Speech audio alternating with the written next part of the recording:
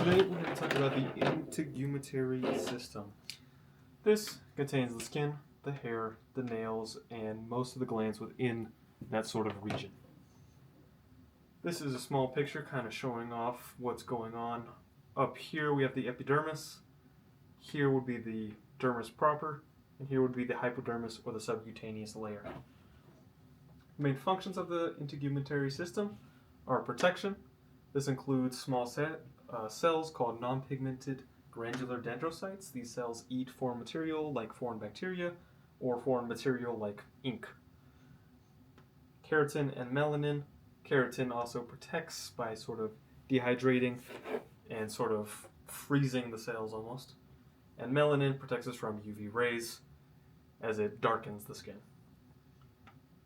Another function of the integumentary system is it regulates our body temperature. Now the obvious form of this would be sweat. This right here is an eccrine sweat gland that shoots sweat up to the surface. That sweat then evaporates and causes evaporative absorption, which cools us down. The other one is goosebumps. There's a small muscle here. This is a hair follicle. This is the hair. The small muscle erects the hair, which in some animals, specifically like bears or northern dogs or northern wolves, that stiffening of the hair can help warm them up. Also, there's some coordination with other body systems, such as the vasoconstriction from the vascular system. This focuses blood towards our core and leaves parts like our fingertips, those more outer parts of the body, without blood in order to protect the core vital organs and muscles and things. Or there's shivering, which is maintained by the muscular system. That shaking helps warm us up through friction.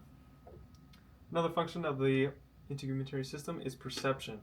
This is mainly through our touch and pressure sense, or sense of touch, obviously as it contains the skin. This is maintained by 3 cells and corpuscles. The tactile and Merkel cells are closer to the top, and they're more like texture and fine touch. Mesenter's corpuscles and Pacinian corpuscles. Mesenter's are higher up, it's this circular one. And Pacinian, or is this more square, deeper one in the hypodermis and lower dermis, reticular region of the dermis. These two mainly deal with pressure, and the deeper they go, the more sensitive it is to pressure. The final functions are synthesis and secretion/excretion. These two sort of go together, as anything secreted or excreted must first be synthesized.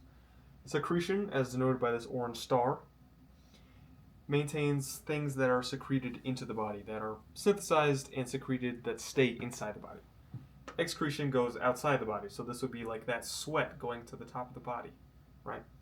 Other things also include milk that are excreted. That orange should actually be for excreted.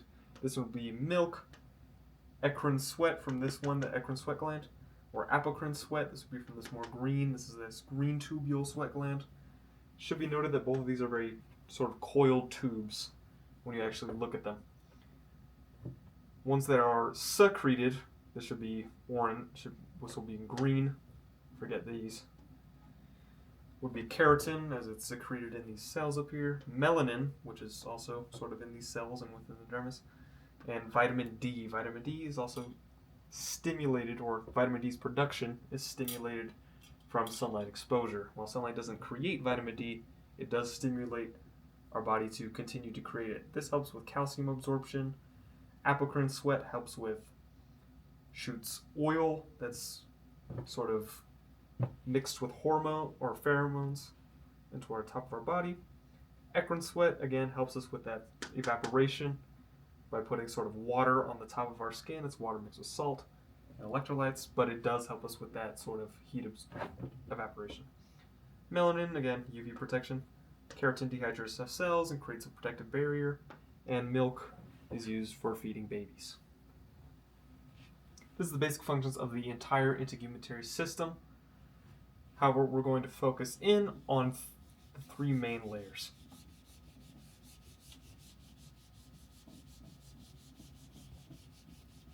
We'll leave this photo up for reference.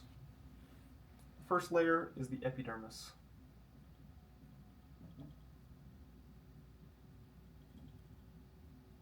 This is the most outermost layer.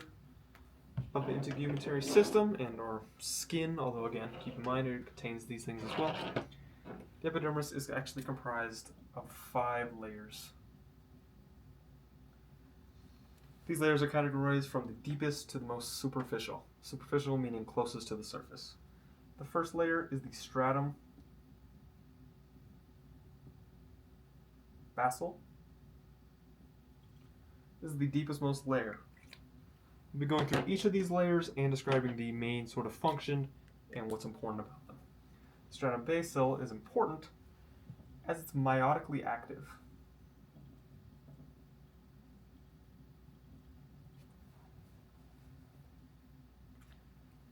We'll be using green when listing specific things, and red will be listing functions. Meiotically active implies that it is the cells within the stratum basal are producing more cells. They're splitting. They're going through the mitosis phase. This is significant as these upper layers of the epidermis or become keratinized. Keratinized dehydrates the cells and denucleates them and essentially kills them. This creates a protective layer, but we still need a layer to produce those cells. Cells produced are obviously the other skin cells, but this also includes a few others.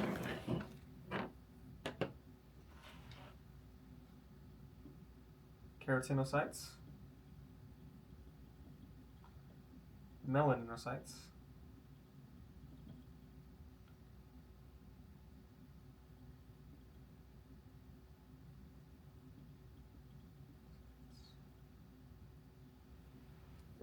those Merkel cells,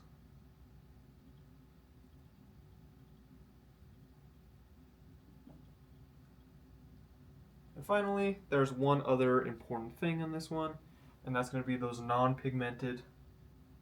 We're just going to write them as non-pig, but that does stand for pigmented.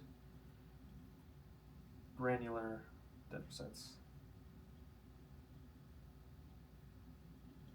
Again, these are cells that kill any foreign material, including bacteria or, dirt that gets on your skin or ink that gets in your skin. It just eats it up and gets rid of it. Again, those are those more fine touch, texture, feeling cells that help send those signals to the brain. Keratinocytes and melaninocytes are cells that produce keratin or melanin. Next layer, layer 2. Layer 2 is the stratum. All layers of the epidermis start with stratum, but this one would be the stratum spinosum.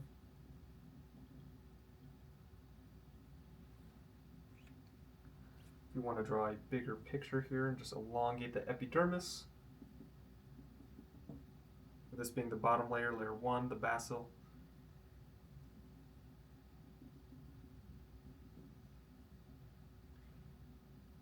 This layer up here, denoted by these brackets, will be the stratum spinosum. Now the stratum spinosum is mainly just a structural support element.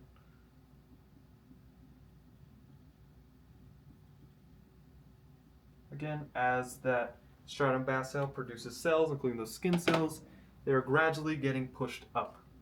It takes about 10 to 14 days for those cells to actually get to the top. So first they go through the stratum spinosum, then the other 3 layers, then finally at the top, and then they're shed. We get rid of them after a while. Layer 3 is the stratum granulosum.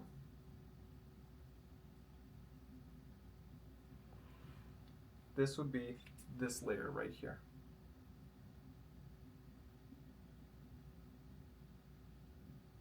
Now this thick line right here is where a lot of the keratin actually gets built up. So cells sort of pass this point as they're getting pushed up by all the other cells being produced. When they hit this point, they become extremely dehydrated, denucleated, and dead. So again, this is sort of the main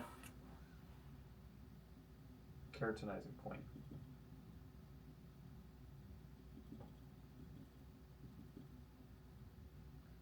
Again, the basal and the granulosum are pretty thin layers overall.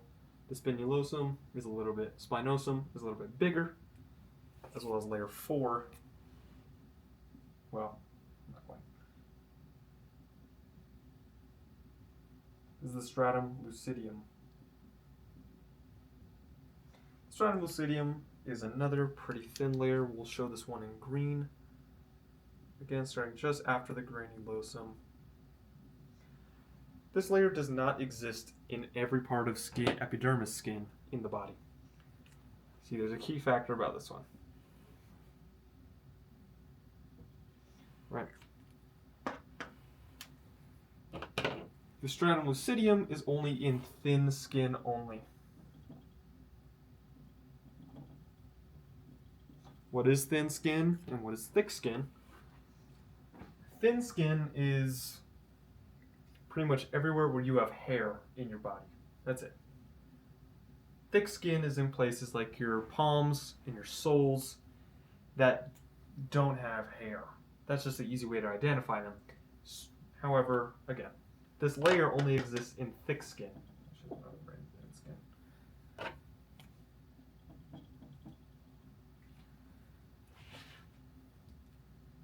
Oh, I apologize. That is in thin skin only.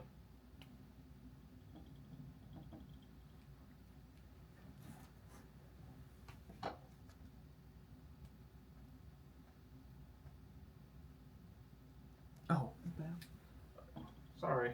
That is in thick skin. Thick skin only. I forgot. Again, this layer is just an extra layer of protection. And that is why it's only in that thick skin. As again, we just want an extra layer of protection to keep those palms and those soles really solid, really friction resistant, really strong in general. So again, we add that extra layer there just to make sure it's really strong. However, again, because of that, that means hair can't really get through. That's why we don't really have hair on these areas of our body. The final and outermost layer is the stratum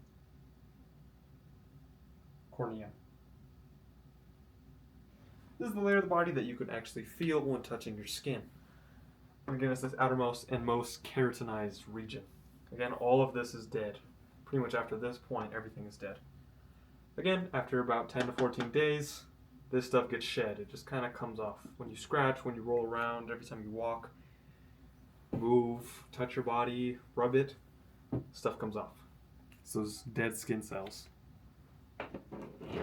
That is the epidermis. It should also be noted that hairs are still protruding through, specifically in thin skin. So if we get rid of that stratum lucidium, hairs will now breach through from the dermis, as well as other things like sweat ducts. Those eccrine sweat ducts will breach through and release sweat to the skin. Hairs will protrude.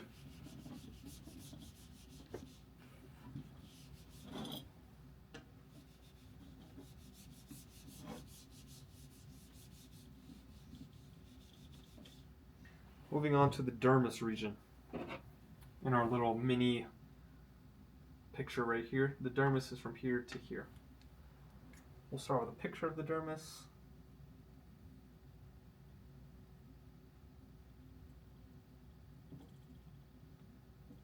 This part will be the epidermis, moving down.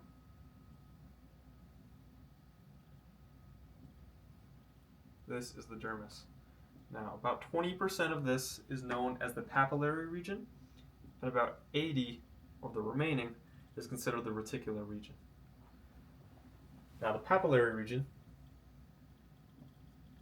keyword there is region. So the dermis is split into regions, not layers. As the layer, it doesn't really have a defined layer. So we define it as regions, as some areas, parts of that region might be higher or lower. There's no strict layer, unlike with the epidermis, where it's definable and can be seen and counted. The papillary region, mainly the smaller region, is comprised of loose connective tissue and elastic connective tissue. Not to be confused with cartilage, elastic connective tissue. This contains Meissner's corpuscles,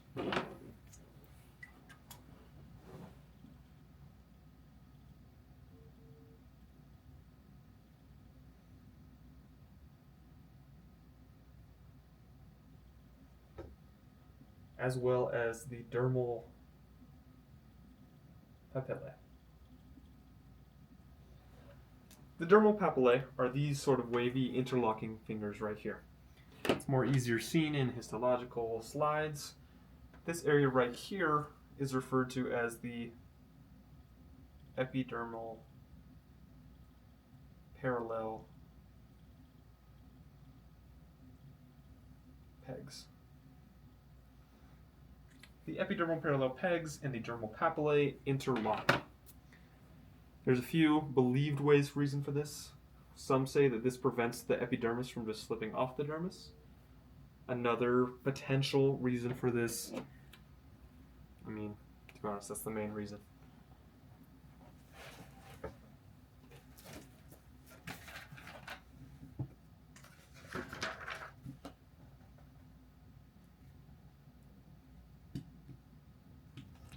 Another suspected reason is actually to allow this to stretch, to stretch out without tearing anything.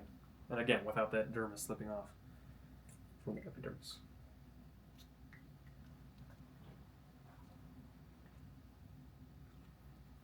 Moving on down, the second region of the dermis is the reticular region.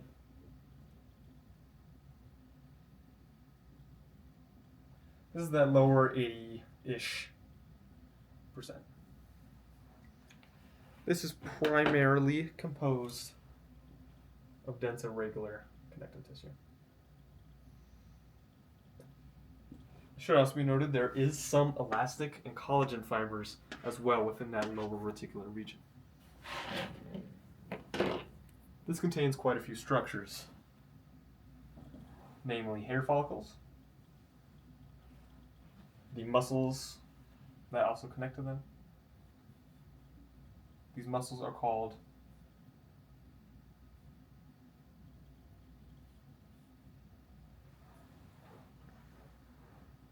erector pilli. These allow the hairs to stand up. This would be in the case of like goosebumps.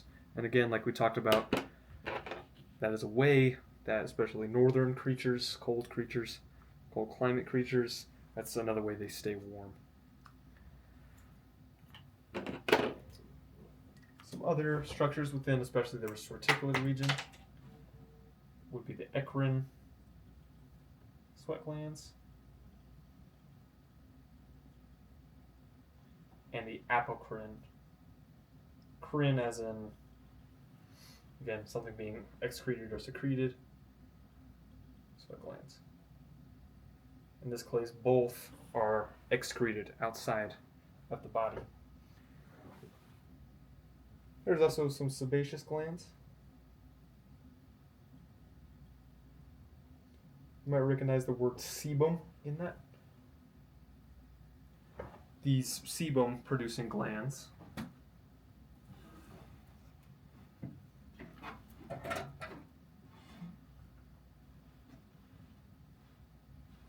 do just that. They produce sebum. That's the oil within your hair. And it acts sort of as a lubricant. And we'll go over all these structures. Furthermore, there's also one other structure mainly in here. These are Pacinian corpuscles. Again, with any corpuscle within the epidermis or dermis in general, it is a good signifier that it has to do with pressure senses or touch senses. Again, those Merkel and tactile cells are often also called corpuscles. Again, both of them are all three of them focus on just those pressure and touch senses. There's receptors that send them to the brain.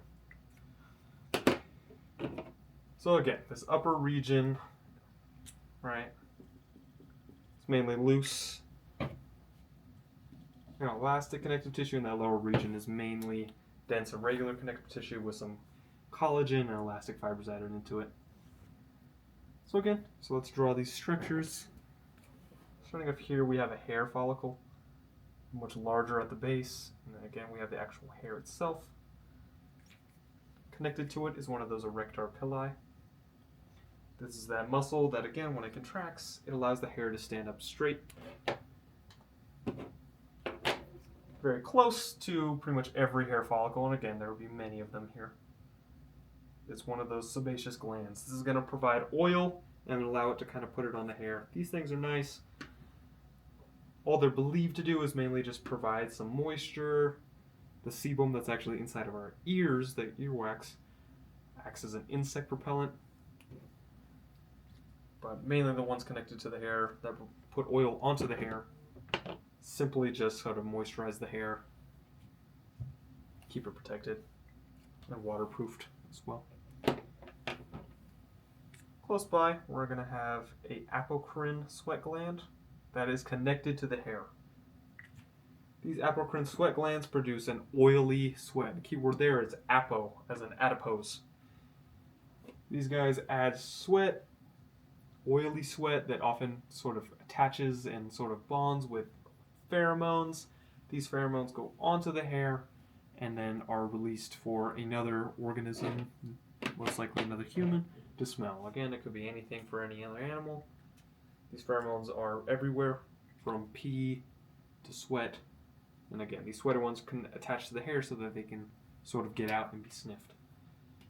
The final structure we're really going to talk about, well, the second to last, is an eccrine sweat gland. These go up just before the surface of the skin, and these release sweat. So this is that true watery sweat that we get when we exercise and get hot. That evaporative absorption basically takes the heat that's transferred into the sweat and transfers it just into the air around us, which gets rid of the heat from us and keeps us cool and regulated with our body temperature. Furthermore, there are those Pacinian corpuscles. We'll draw them as squares. Those Meissner's corpuscles would technically be a little bit higher up.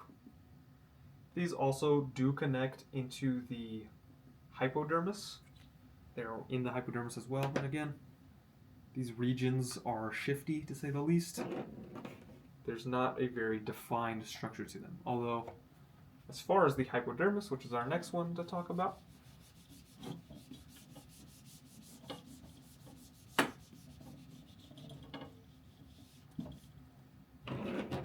the hypodermis,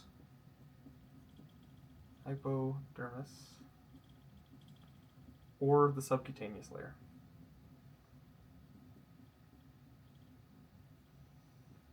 You may recognize the word subcutaneous, as some medicines must be administered subcutaneously. This again means they're put into this hypodermis layer. This is the layer where most of the fat in our body is. So if we draw a little picture, again ending with the dermis, here's a little hair follicle, whatever. Hypodermis is where these fat adipose cells start appearing, those large bulbous cells. When we start seeing those, we know we're in the hypodermis layer. Again, this fat, function-wise, really just helps insulate and adds padding as well as storage for long-term energy in the form of fat, triglycerides. Within the hypodermis layer, it's mainly loose connective tissue, as well as those adipose.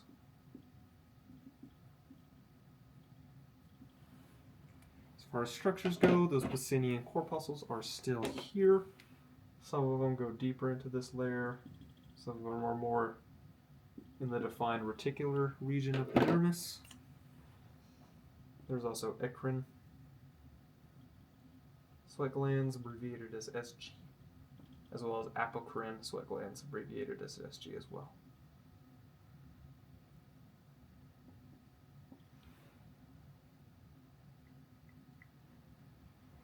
Again, we are often grouped these into sudoriferous glands. These are just, sudoriferous is really just the word for sweat.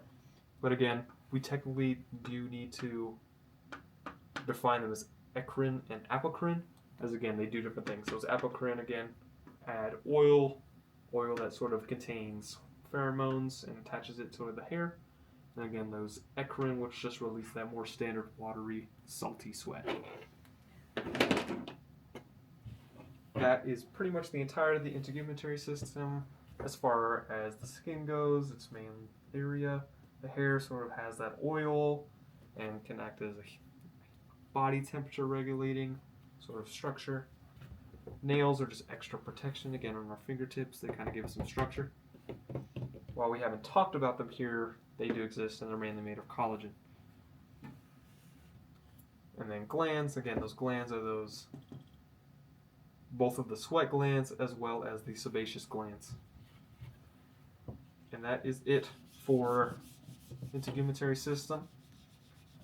Just to summarize, on top, just to basically enlarge this picture, we have this top. This is the fifth layer of the epidermis, the stratum corneum. Going down, stratum corneum kind of extends all the way here. We have the stratum lucidium, sometimes, depending on if you're in thick skin or not. In thin skin, this layer would be absent. Just below it, we have the stratum granulosum. Then we have the stratum spinosum. And then the first layer of the epidermis, although I suppose we should draw it more wavy than that, showing those epidermal parallel pegs. Basically right here is the stratum basale that produces many of those epidermal cells, including the epidermal skin itself, the keratinocytes, the melanocytes, as well as the non-pigmented granular dendrocytes. It produces those, and it takes about 10 to 14 days for them to get from the bottom to the very top. They then kind of get scrubbed off. Moving down into the dermis, we have the dermal loci. I think I said that right. Dermal polypi. Then for that first 20%, we have the papillary region. And then that sort of final 80%, we have the reticular region. Again, within that reticular, it's mainly made of dense irregular connective tissue. That top papillary region is mainly made of loose connective tissue as well as elastic connective tissue. There's hair follicles going all the way to the top. We have sweat glands, specifically the eccrine sweat glands, going all the way to the top as well, or just before the top, releasing that watery sweat. Smaller apocrine sweat glands release apocrine sweat, that more oily sweat that sort of stores those pheromones and kind of brings them to the top on the hair. Attached here, we have sebaceous glands as well attached to the hair that sort of provide moisture for the hair and waterproofing. There's also a small muscle on every hair follicle called the erector pili. The erector pili makes this hair stand up super straight and gives us that goosebumps. More northern animals or even cats, when they're scared or frightened, want to appear larger, or if they need more insulation. Then there's also the hypodermis, the final layer, and that's that fatty layer. As far as functions go, that perception function is mainly facilitated by these Meissner's corpuscles towards the top in the papillary region, and the Bassinian corpuscles, which are in the sort of lower reticular region, as well as the hypodermis or the subcutaneous layer. And the epidermis, tactile cells, which are also produced in that basale, in the stratum basale. Those tactile / Merkel cells also facilitate that more fine touch feeling, that texture feeling. And that's it. That is the rough entire integument.